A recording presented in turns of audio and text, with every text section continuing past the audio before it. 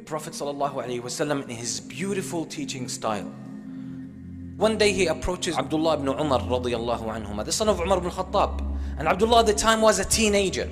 The Prophet ﷺ approaches him and he says, وضع رسول الله صلى الله عليه وسلم يديه على منكبي. The Prophet ﷺ approached me and he put both his hands on my shoulders.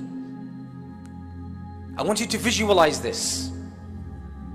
The Prophet ﷺ approaches this teenager in this friendly, beautiful manner. And this raises his curiosity and interest. And it creates a relationship.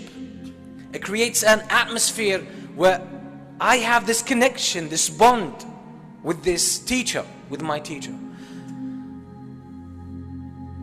وضع رسول الله صلى الله عليه وسلم يديه على منكبي وقال كن في الدنيا كأنك غريب أو عابر سبيل. Like words of wisdom, wallahi, words of wisdom that hit straight, they go straight into your heart. The Prophet ﷺ says to this teenager, be in this world, be in this life like a stranger, or like a wayfarer, like a traveler. That's it. That's it. Very simple words. And this teenager takes these words and he transforms them into a lifestyle that he lives by for the rest of his life. Just a very simple statement. كن في الدنيا كأنك غريب أو عابر سبيل. Be in this life like a stranger or like a wayfarer. Because that's what you truly are in this world and in this life. So Abdullah ibn Umar himself, later on in his life, he comments, he mentions this story, then he comments on it. قال عبد الله بن عمر إذا أصبحت فلا تنتظر المساء وإذا أمسيت فلا تنتظر الصباح وخذ من صحتك لمرضك ومن حياتك لموتك. So he transforms this into a way of life and then he puts it in his own words. Later on, Abdullah ibn Umar speaks about this incident, then he adds a commentary. He adds some kind of personal explanation. And he says, when you wake up in the morning, don't expect to finish that day. Don't expect to reach the end of that day alive. That means be ready for death. And if you reach the evening, the end of the day, do not expect to wake up in the morning the following day. Then he says, and take from the time of your health for the time of your illness and weakness. And take from your life for your death. He means basically, seize the high times in your life when you are healthy, you're strong, you have your senses, and you have all your resources at your disposal. Utilize this, because when you are ill and sick and incapable, you can't do much. So seize these beautiful opportunities when you have the energy, you have the youth, you have the focus, you have the power, you have the time. And take from your life for your death. That means use this life, seize this opportunity that we call life to do enough things, to build enough credit with Allah, so after your death you have paved your way. You have your way paved to paradise. So he's summarizing what the meaning of this life has become to him after hearing this advice from the Prophet ﷺ. And this advice is not only directed to Ibn Umar, it's a universal advice to everyone.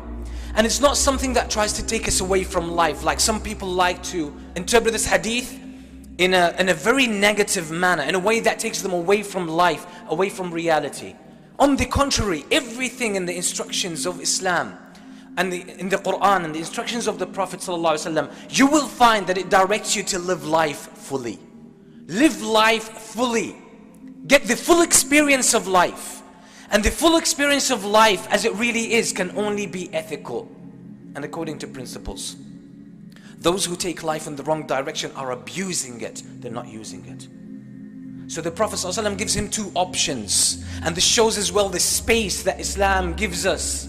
The Prophet ﷺ gives him two options. Be in this life like a gharib, a stranger, or a wayfarer, like a traveler. And there's a difference between two, although there are similarities.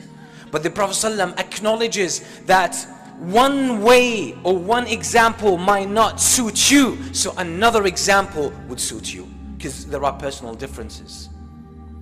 And it's unfortunate that sometimes we have devout Muslims, people who really want to do good, but they want to get everyone to follow their example and their specific understanding, when there is more space in Islam, in the Quran and in the Sunnah of the Prophet ﷺ. So someone knows one thing and they want everyone to follow that, just because he or she is unaware that there is also something else.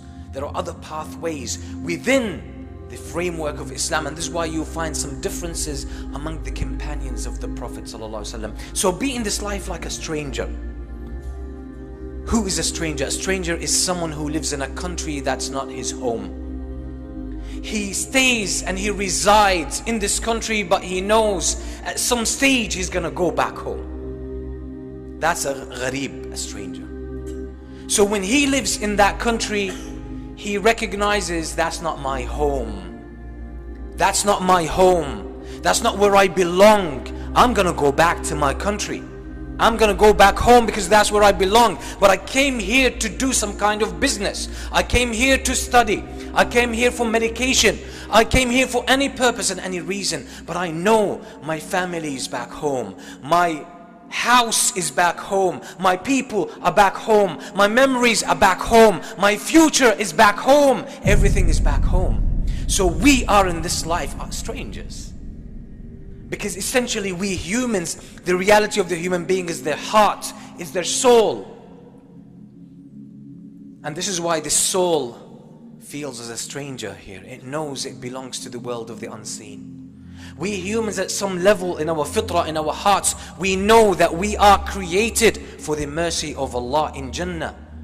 So we want to go there, and this is why one of the scholars of the Muslims, Imam Ibn al-Qayyim rahimahullah, he says in some poetry lines that are very powerful, where he talks about the Islamic Aqidah and the Islamic creed and belief.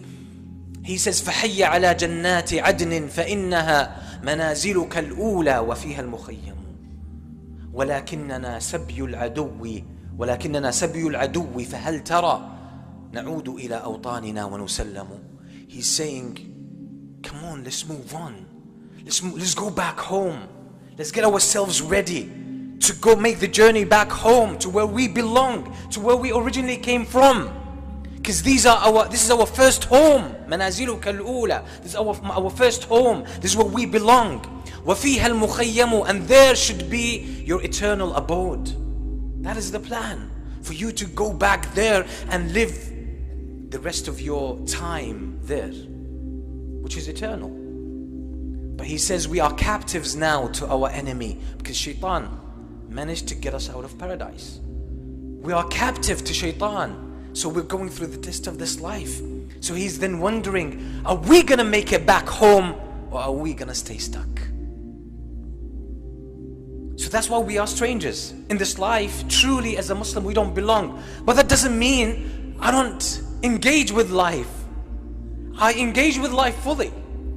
And I build something in this life, and I have a contribution, and I worship my Lord, and I connect to people, and I'm good to others. And I have something to present, and something to contribute, and something to give, and something to offer. And I have a lot to learn, and I have a lot to do, to grow as well.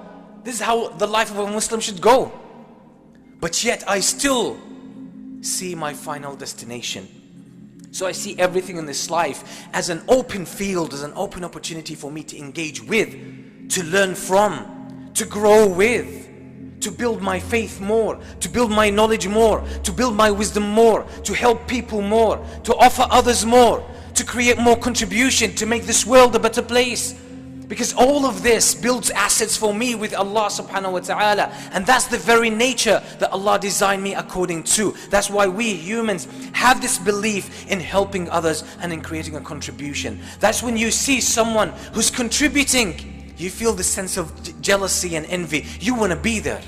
And sometimes your heart aches if you're not reaching your full potential. And sometimes some tears roll down your cheek because you know, I want to do this because I'm designed for this. That's our fitrah.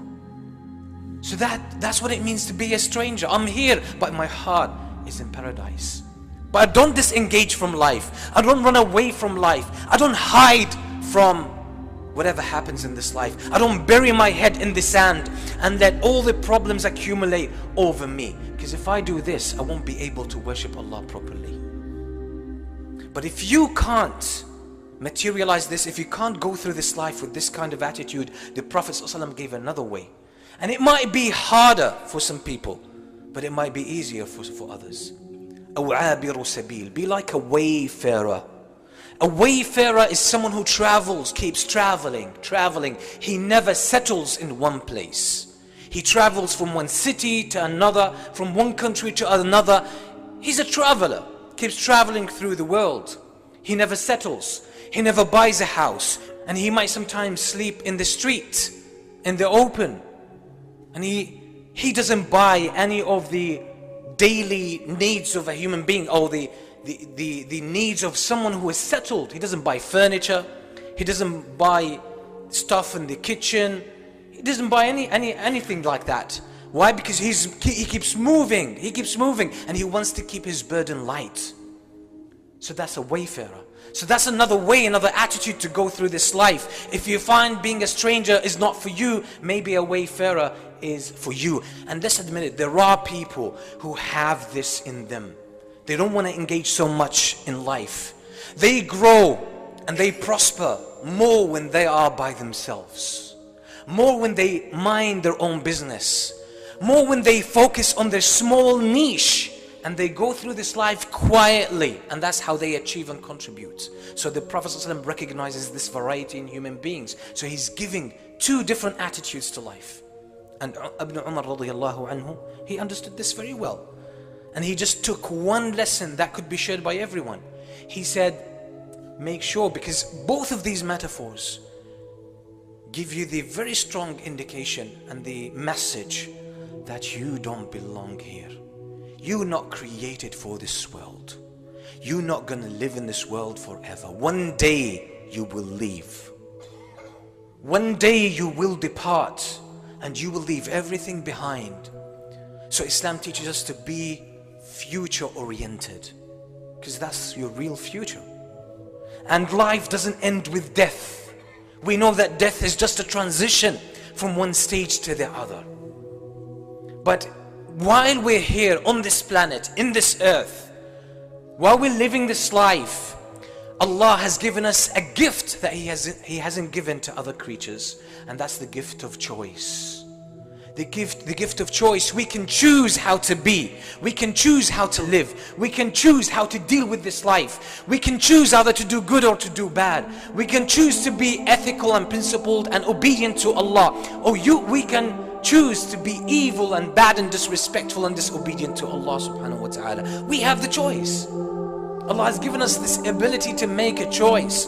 But once death comes upon you, there is no more choice. The game of choice is over. It's over, but the consequences start.